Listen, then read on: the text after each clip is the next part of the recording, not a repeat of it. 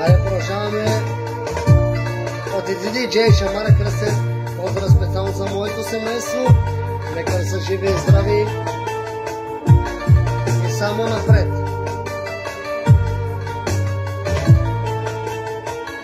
С една скъпоценна песничка на Шамара Кръстев. Лично ще изпея за вас специално и за моето семейство.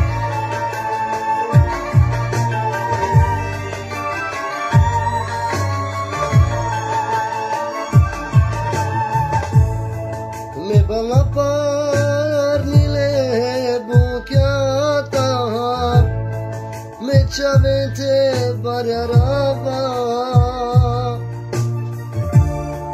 holendiklo kotsignara bare achile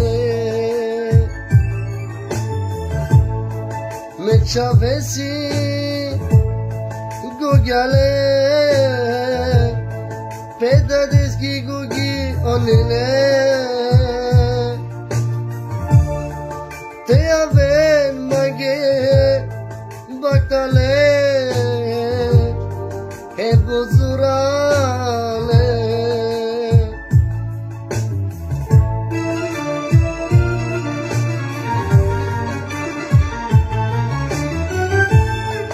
Kanadi me barechave vosian mo giro male ostre nosi tagarno aotsiklo dilino me chavesi zurale Eda deskiere chave Sarbeshena Onar kerena Kutlove romale Яша бе тигри.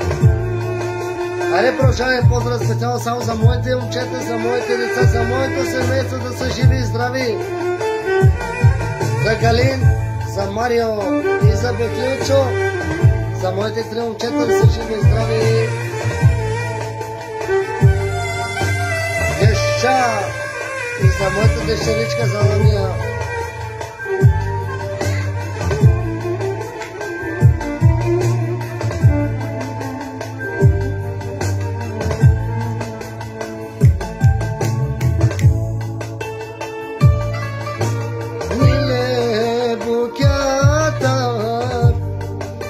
Chavete barara oh me chavete barara